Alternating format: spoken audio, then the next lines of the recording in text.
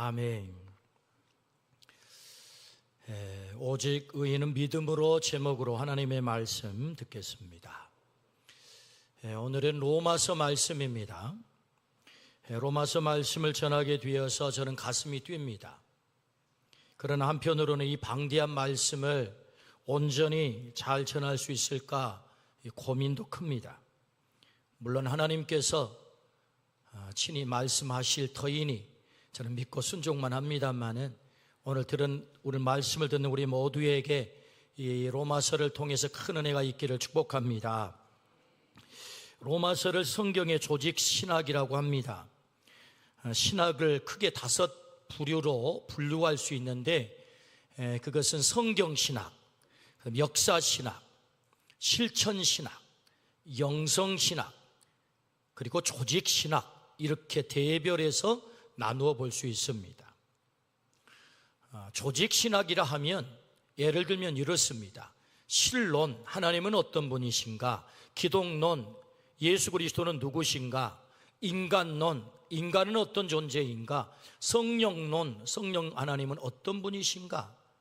구원론, 어떻게 우리는 구원을 받는가? 종말론, 종말은 어떻게 오는 것이며 어떤 일들이 일어나는 것인가를 아주 조직적이고 논리적으로 설명하는 것이 조직신학이에요. 그래서 이 조직신학을 가리켜서 신학의 꽃이라고 부르지요. 로마서는 바로 성경의 이 조직신학 책입니다. 특별히 인간이 누구인지, 구원은 어떻게 받는 것인지, 그 죄는 어떻게 되는 것인지에 대해서 아주 자세하게 조직적이고 논리적으로 잘 설명하고 있는 말씀이 바로 로마서다. 때문에 이 로마서는 대단히 중요한 책입니다. 우리의 신앙의 뼈대를 이루어주기 때문이죠. 때문에 오늘 말씀을 통해서 그 중요한 복음의 핵심을 만나는 시간 되기를 축복합니다. 로마서는 바울 사도를 통해서 AD 57년경에 기록되어 있습니다. 그래서 고린도에서 기록했다 그렇게 알려져 있습니다. 로마서는 구원의 길을 가장 잘 가르쳐주는 책 중의 책입니다. 하나님은 오늘 우리들에게 로마서를 통해서 내가 누구인지, 내가 어떻게 구원받는지, 그래서 나는 어떤 존재가 되었는지, 그리고 어떤 삶을 살아내야 되는지를 가르쳐 주시는 말씀입니다. 오늘 말씀을 통해서 오늘 주님이 목표하는 바대로 우리가 의인이 되어서 주님이 원하는 성화의 삶을 살기를 주의 이름으로 축원합니다. 첫 번째 질문, 나는 누구입니까? 우리의 실존에 대한 질문이죠. 로마서 3장 23절 말씀, 모든 사람이 죄를 범하였음에 하나님의 영광에 이르지 못하더니, 우리의 질문에 성경이 답합니다. 너는 죄인이야 라고 말이에요. 이 말을 들으면 좀 기분이 별로입니다. 아니, 내가 죄인이라고? 왜 내가 죄인이야? 내가 무슨 죄를 졌다고? 그래서 당장에 우리는 질문이 생기죠. 하나님 억울합니다. 도대체 내가 왜 죄인입니까 말이에요. 이런 질문. 성경은 이렇게 설명합니다. 내가 왜 죄인인지를 설명하는 것입니다. 로마서 5장 12절에 그러므로 한 사람으로 말미암아 죄가 세상에 들어오고 죄로 말미암아 사망이 들어왔나니 이와 같이 모든 사람이 죄를 지었으므로 사망이 모든 사람에게 이르렀느니라. 한 사람 아담 때문에 죄가 세상에 시작이 됐다. 아담의 후예로 태어난 우리 모두는 죄인이 되었고 그리고 사망의 존재가 되었다라고 성경은 설명하세요. 여기 죄라고 할 때 죄를 헬라어로는 하마르티아라고 합니다. 하마르티아라는 말은 관역에서 빗나갔다라는 뜻을 갖고 있어요. 하나님이 우리를 하나님의 형상으로 창조하셨습니다. 목적이 분명해요. 그 목적을 관역이라고 합니다. 그 목적이 무엇입니까? 너는 하나님의 사랑의 파트너, 하나님과 교제하면서 살아야 돼. 하나님의 영광을 위해서 살아야 돼가 인간의 목적이란 말이에요.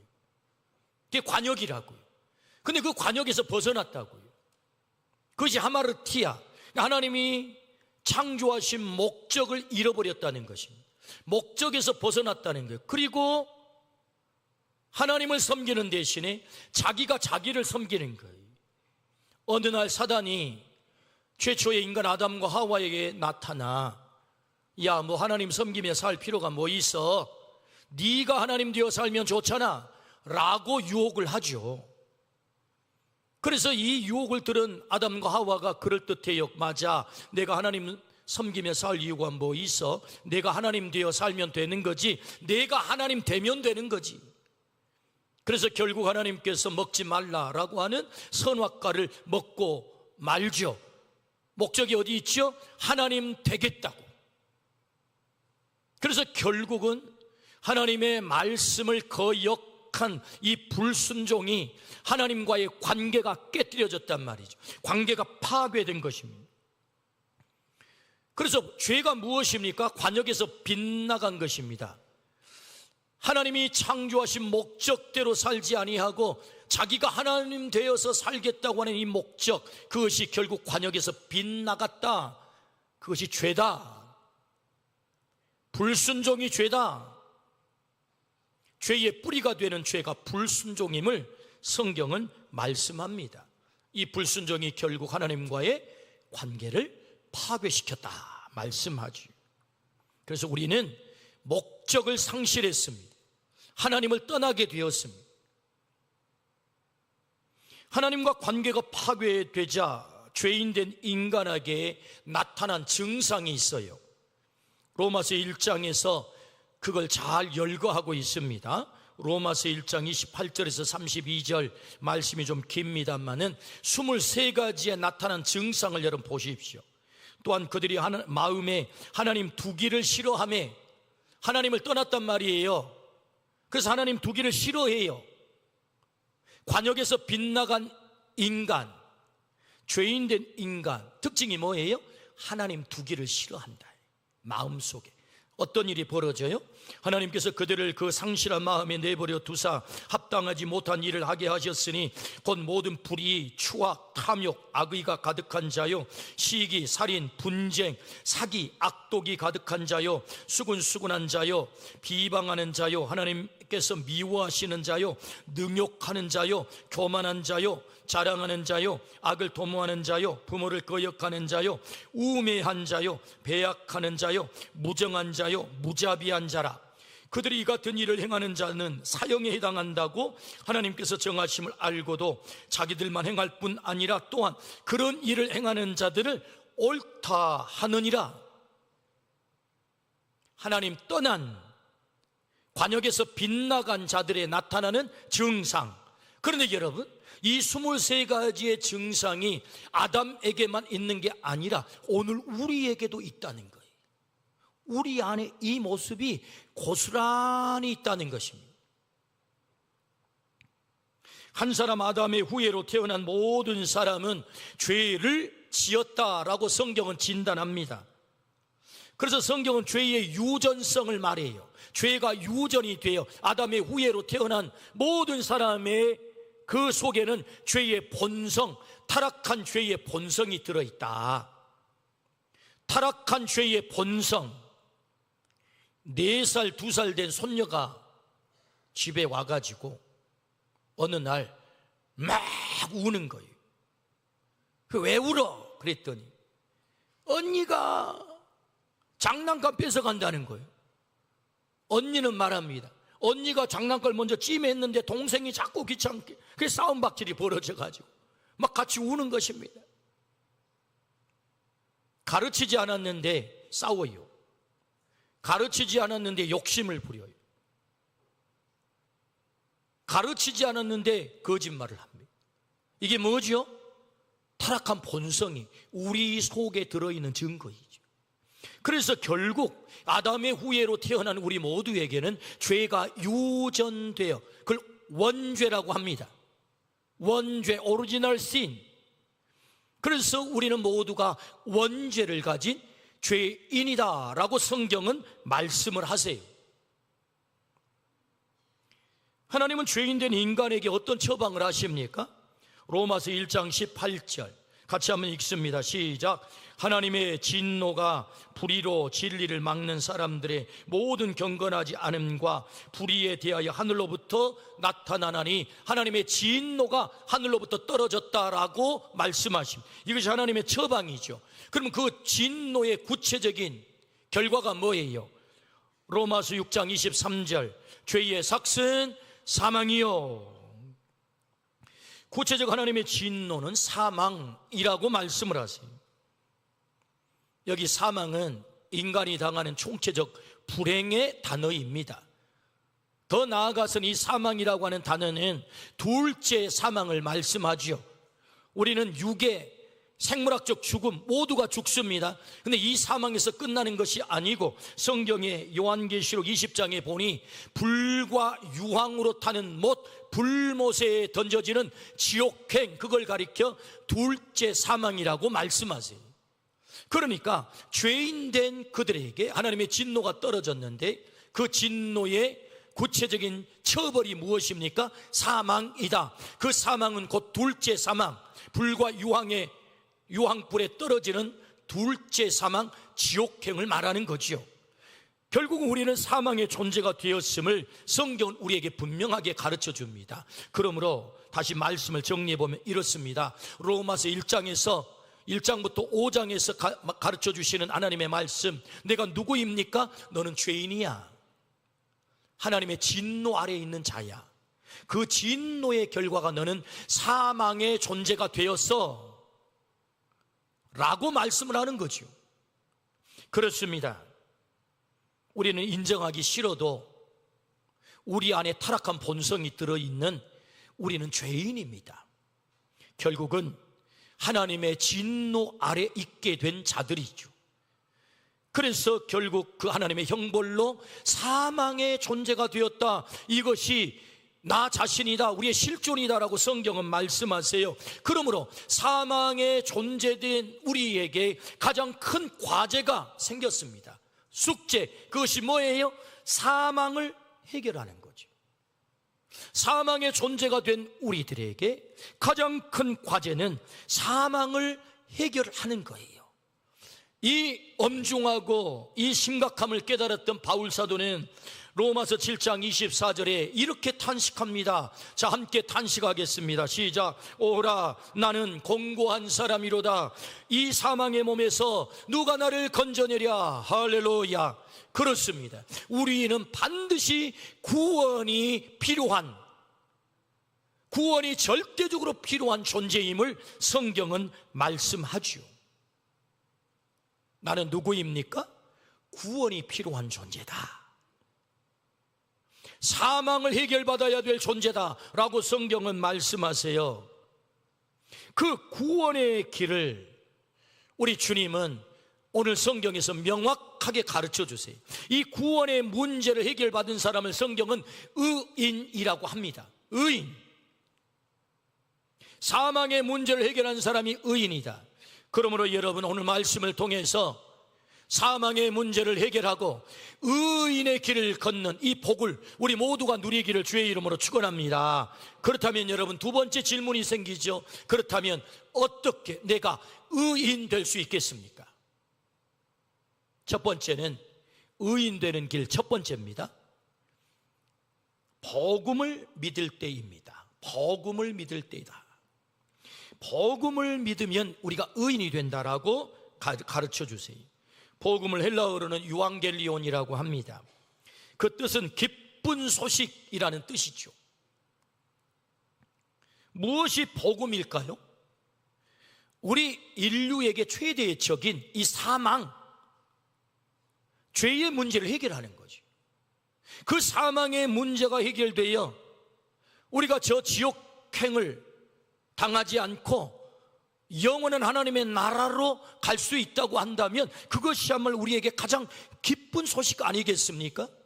그러므로 그 사망의 문제를 해결하는 그것이 무엇입니까? 복음이라고 말씀하세요. 복음. 그렇다면 유앙겔리온, 복음의 실체가 뭐예요? 성경은 말씀합니다. 예수 그리스도가 복음이다 라고 말씀하세요. 복음 이코르 예수 그리스도. 할렐루야. 복음이 무엇이라고요? 예수 그리스도가 복음이다. 그렇다면 질문이 생기죠. 예수 그리스도가 어떻게 우리의 복음이 될 수 있겠습니까?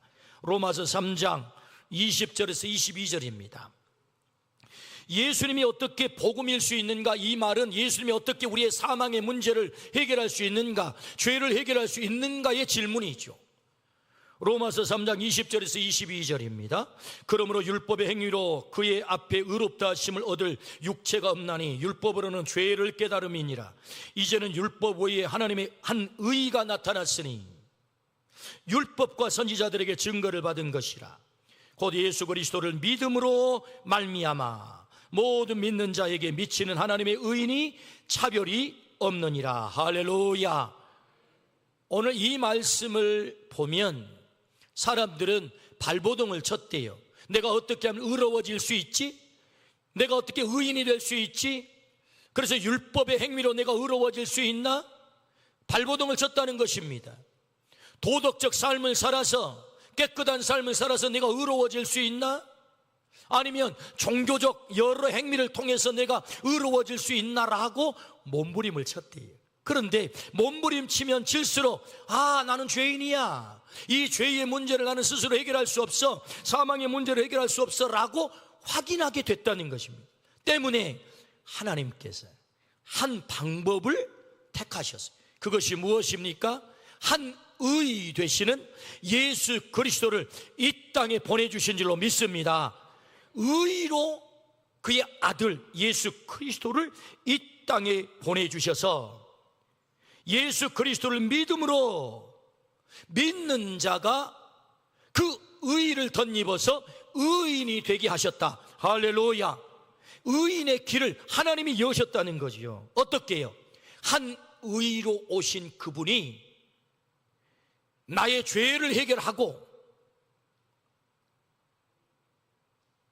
의의 옷을 입혀 나로 하여금 의인 되게 하셨다라고 말씀을 하세요.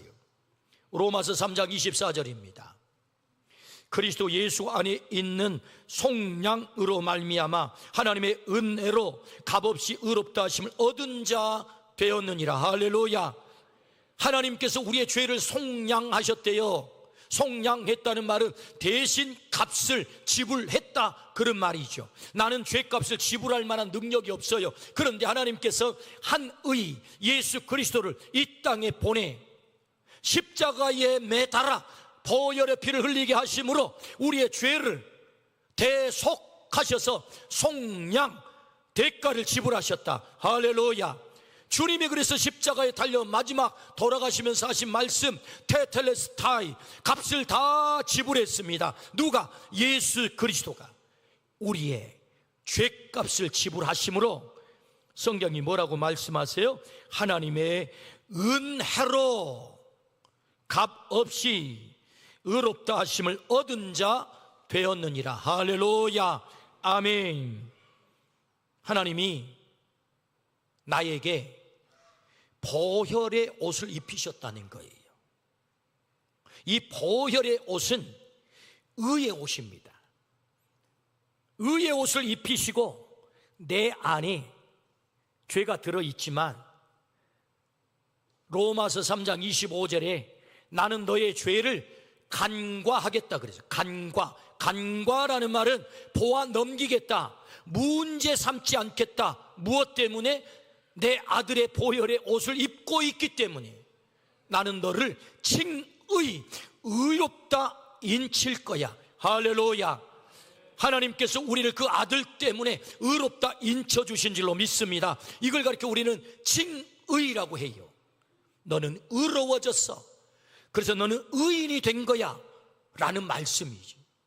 오늘 예수 그리스도가 내 죄의 값을 대신 속량, 대속물 되심으로 나의 죄를 해결하시고 내게 의의 옷을 입혀 나를 의인 되게 하신 줄로 믿습니다. 아멘. 로마서 5장 19절. 한 사람이 순종하지 아니함으로 많은 사람이 죄인 된 것 같이 한 사람이 순종하심으로 많은 사람이 의인이 되리라. 할렐루야. 예수 그리스도가 십자가에 순종함으로 오늘 우리가 의인된 줄로 믿습니다. 그래서 복음인 거예요. 예수님이 우리의 복음인 줄로 믿습니다. 우리의 사망을 해결한 줄로 믿습니다. 죄를 해결한 줄로 믿습니다. 그래서 우리가 죄인 의인된 줄로 믿습니다. 아멘. 바울 사도는 이 놀라운 비밀을 깨달은 거죠. 그래서 오늘 우리가 읽은 본문 말씀 로마서 1장 16절에서 17절 함께 읽습니다. 시작. 내가 복음을 부끄러워하지 아니하노니 이 복음은 모든 믿는 자에게 구원을 주신 하나님의 능력이 됨이라. 먼저는 유대인에게요 그리고 헬라인에게로다. 복음에는 하나님의 의가 나타나서 믿음으로 믿음에 이르게 하나니 기록된 바 오직 의인은 믿음으로 말미암아 살리라 함과 같으니라. 할렐루야.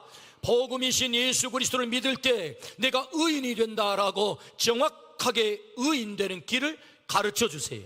그러므로 복음이신 예수 그리스도를 믿으시기를 주의 이름으로 축원합니다. 내 안에 영접하기를 축복합니다. 예수 그리스도를 내 안에 영접하는 순간 내 죄가 십자가로 다 전가 옮겨지게 되는 것이다. 그러므로 나는 의인이 된다라고 말씀을 하세요. 오늘 우리가 복음이신 예수님을 믿기를 주의 이름으로 축원합니다. 그래서 여기 한 가지 더 질문을 하겠습니다. 그렇다면 도대체 믿는다는 것이 뭐냐? 예수님을 믿는다는 것이 뭐냐?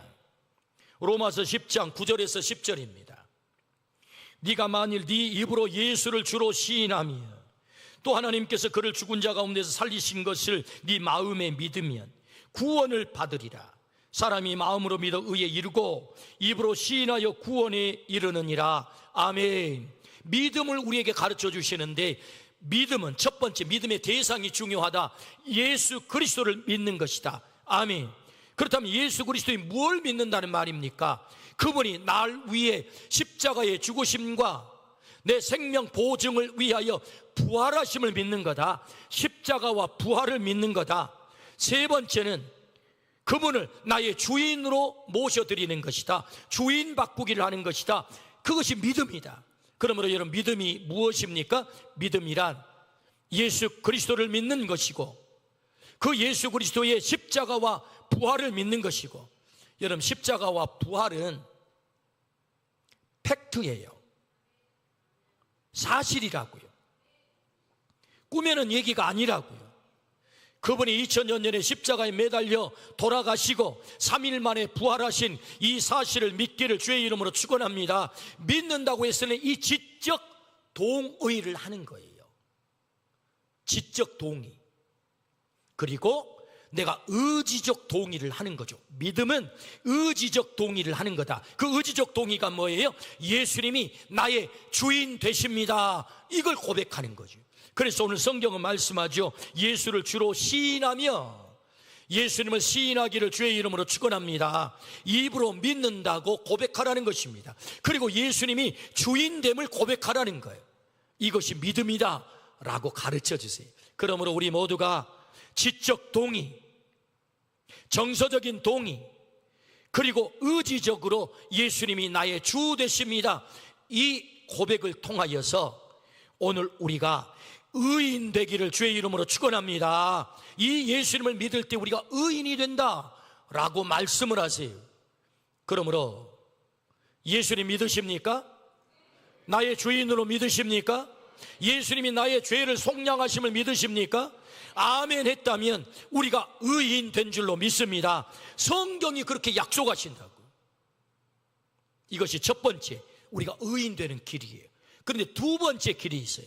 의인 되는 길. 그럼 어떻게 내가 믿게 되었지? 내 노력으로? 내 힘으로? 내 이성으로? 그런 게 아니라는 거예요. 우리가 어떻게 의인 될 수 있습니까? 두 번째는 참 감람나무에 접 붙이셨다. 그래서 우리가 의인이 됐다라고 말씀하세요. 이게 무슨 말씀입니까? 로마서 11장 17절. 또한 가지 얼마가 꺾이었는데 돌 감람나무인 네가 그들 중에 접붙임이 되어 참 감람나무 뿌리의 진액을 함께 받는 자가 되었은즉, 이 말씀은 우리를 돌 감람나무에 비유를 하세요. 이 돌 감람나무는 열매를 제대로 맺지 못한 형편없는 나무, 마치 23개의 범죄의 열매를 주렁주렁 맺는 타락한 존재, 우리가 돌 감람나무래요. 하나님의 진노가 떨어지고 사망의 자리에 떨어질 수밖에 없는 돌 감람나무가 우리래요. 그런데 하나님께서 나를 참 감람나무 되시는 예수 그리스도에게 접붙이셨다. 할렐루야. 내가 한 게 아니고 하나님이 나를 그렇게 하셨다는 거예요. 오늘 내가 예수님을 믿는다고 고백했지만 이 믿는다고 하는 고백이 그냥 되어지는 고백이 아니고 먼저 하나님이 하신 일이 있다고요. 나를 믿게 만들어버리신 하나님이 행하심, 돌 감람나무 된 나를 참 감람나무 된 예수 그리스도에게 접을 붙이신 이 일 때문에 우리가 예수님을 믿는다라고 고백하게 됐다는 것입니다. 그러므로 성경은 이렇게 말씀하시죠. 에베소서 1장 5절 같이 읽습니다. 시작. 그 기쁘신 뜻대로 우리를 예정하사 예수 그리스도로 말미암아 자기의 아들들이 되게 하셨으니, 할렐루야. 내가 하나님을 선택하기 전, 내가 주님을 선택하기 전 하나님이 먼저 하신 일이 있어요. 그것이 무엇입니까? 하나님이 나를 예정하셨다. 내가 너를 내 딸 삼을 거야. 내가 너를 내 아들로 삼았어. 하나님이 먼저 예정하셨다. 그래서 이 예정을 통하여 하나님이 때가 되었을 때 나를 부르셨다. 콜리, 소명. 그리고 믿게 만드셨다. 거듭나게 만드셨다. 그래서 우리로 하여금 거듭나게 한 이후에 의의 옷을 입히셨다. 칭의. 너는 의로워졌어. 의인 되었어. 라고 주님이 말씀하세요. 그러므로 우리가 어떻게 의인이 될 수 있었다고요? 돌 감람나무 우리가 하나님의 일방적 선택을 통하여 참 감람나무 대신 예수 그리스도에게 접붙여진 줄로 믿습니다. 아멘. 그러므로 우리가 자랑할 것은 오직 하나님의 은혜라고 하는 말 외에 구원의 길에 있어서 우리가 자랑할 게 없다. 에베소 2장 8절에서 9절입니다. 너희는 그 은혜에 의하여 믿음으로 말미암아 구원을 받았으니 이것은 너희에게서 난 것이 아니요 하나님의 선물이라. 행위에서 난 것이 아니니 이는 누구든지 자랑하지 못하게 함이라. 할렐루야. 그러므로 우리의 구원은 행위가 아니다.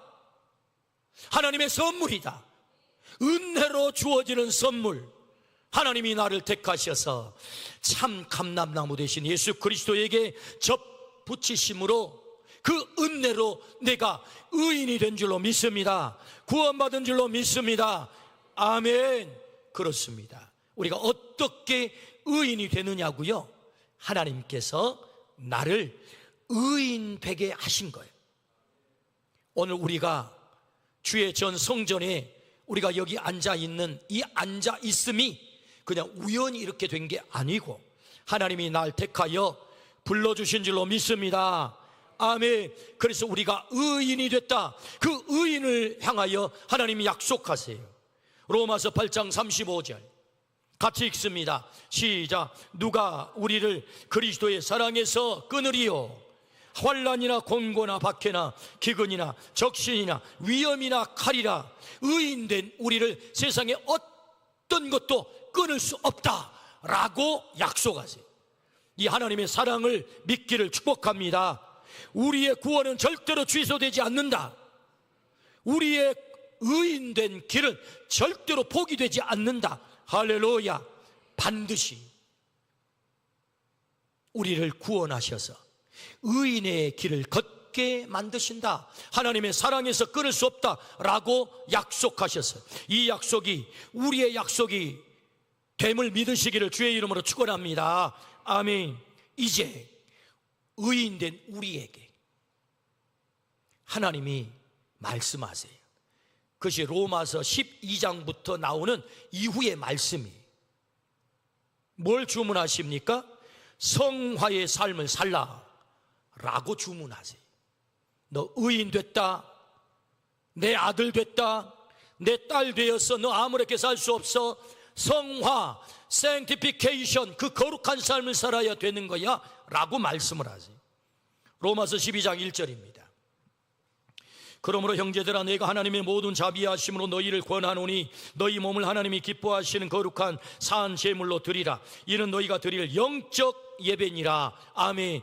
그러므로 이 단어는 앞에 있는 내용 전부를 닫는 단어이죠. 받는 단어이죠. 그러니까 1장부터 11장까지 그러므로 너 죄인이었어. 하나님의 진노 아래에 있는 자식이었어. 사망의 존재였어. 그런데 한 의이 되신 예수 그리스도가 너에게 와서 너의 죄를 속량함으로 너를 접붙임으로 네가 의인이 됐어. 그러므로 하나님의 아들 딸 되었으니 이렇게 살아야 되지 않겠어?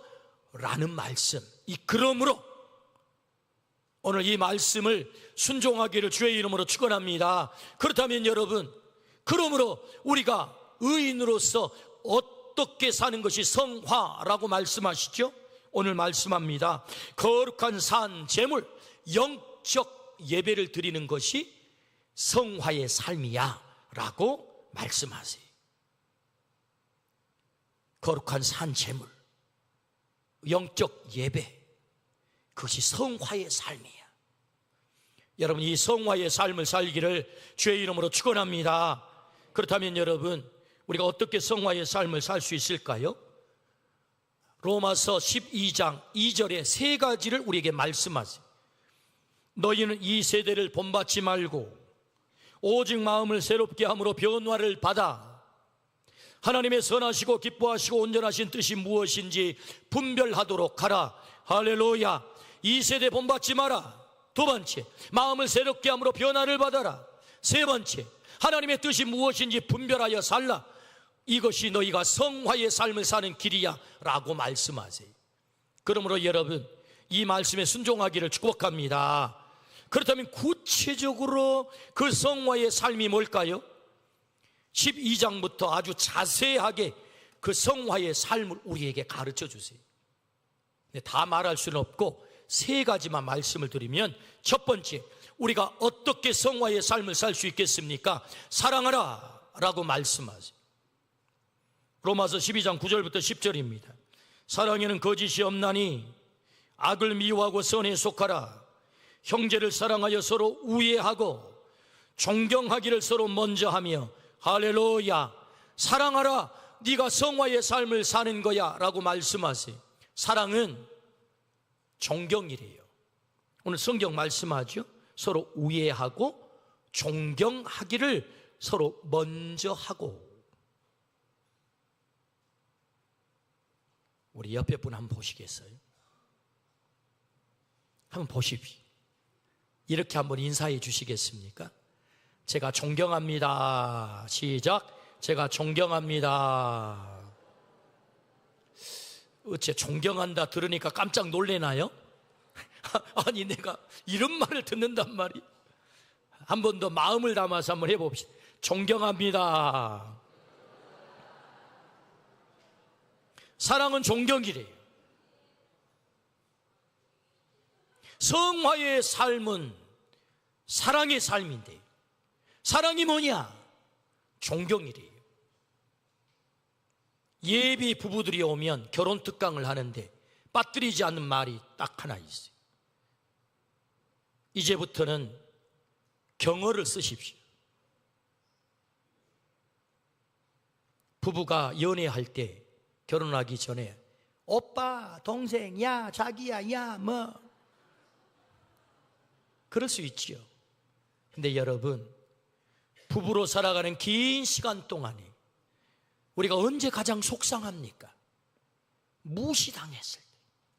당신이 뭘 알아? 바로 전쟁 터집니다. 알아요. 다 압니다. 말을 안 해서 그렇지. 윽박 지르니까, 큰 소리 치니까 괜히 큰 싸움 날까봐 아무 소리 안 하고 속으로 뒤돌아서 뭐라 그런지 너만 아냐? 나도 안다. 다 그런 것입니다.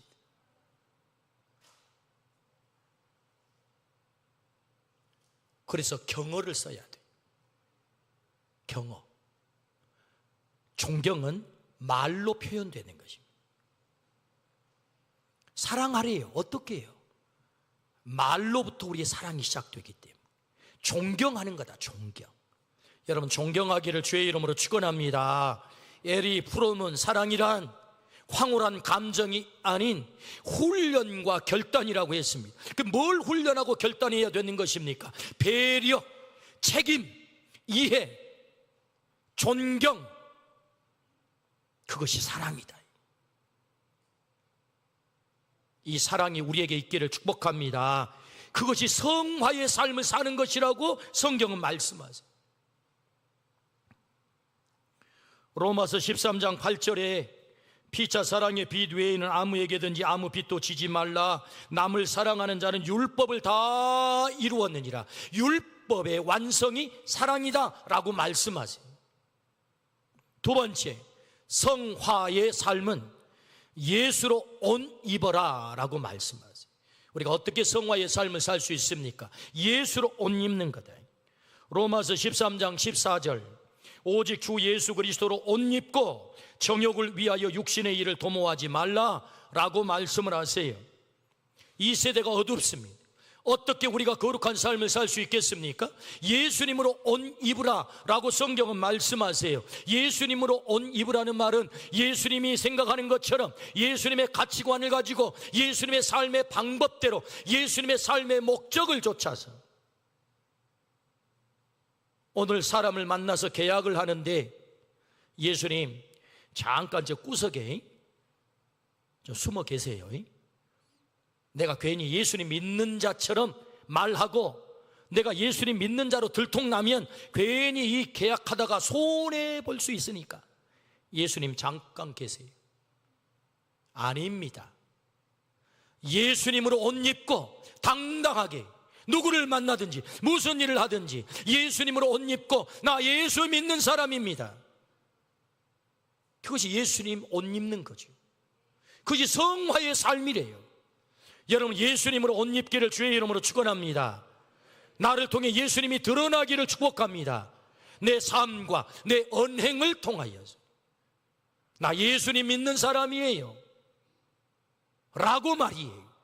그러므로 성화의 삶이란 예수로 옷 입으라 라고 말씀하세요. 마지막 세 번째는 성화의 삶이란 선을 이루고 덕을 세우라 말씀하세요. 로마서 15장 1절부터 2절입니다. 믿음이 강한 우리는 마땅히 믿음이 약한 자의 약점을 담당하고 자기를 기쁘게 하지 아니할 것이라. 우리 각 사람이 이웃을 기쁘게 하되 선을 이루고 덕을 세우도록 할지니라. 할렐루야. 오늘 우리 모두가 덕을 세우기를 주의 이름으로 축원합니다. 덕스러운 사람 되기를 축복합니다. 성경의 덕이란 오이코도메라는 헬라어인데 그 뜻은 지혜롭고 바르게 원만하게 공동의 유익을 가져와 공동체를 세우는 것을 덕이라고 해요. 지혜롭고 바르고 원만하게 모두의 유익을 가져와 공동체를 세우는 것 덕이다. 덕스러운 아버지가 있으면 그 가정은 반드시 세워질 줄로 믿습니다. 덕스러운 직분자가 있게 되면 그 교회는 반드시 행복한 공동체가 세워질 줄로 믿습니다. 덕스러운 지도자가 있으면 그 나라는 반드시 세워지게 돼 있다. 할렐루야. 그래서 우리에게 성화의 삶이란 덕을 세우는 거야. 오늘 우리 모두가 지혜롭고 원만하고 바르게 모두의 유익을 가져와 공동체를 세우는, 공동체를 해치는 자가 아닌 공동체를 세우는 덕 있는 사람 되기를 주의 이름으로 축원합니다. 이 성화의 삶을 사는 것이 의인의 길이다 라고 말씀하세요.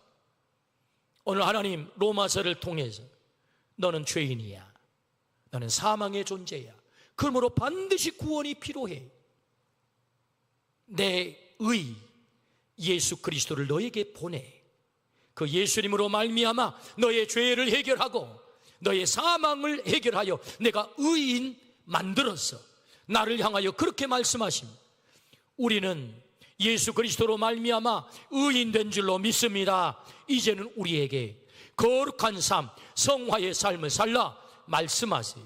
그러므로 예수님으로 옷 입고 덕 있는 삶을 살아 사랑의 삶을 살기를 주의 이름으로 축복합니다. 축복합니다. 아멘. 기도하십시다.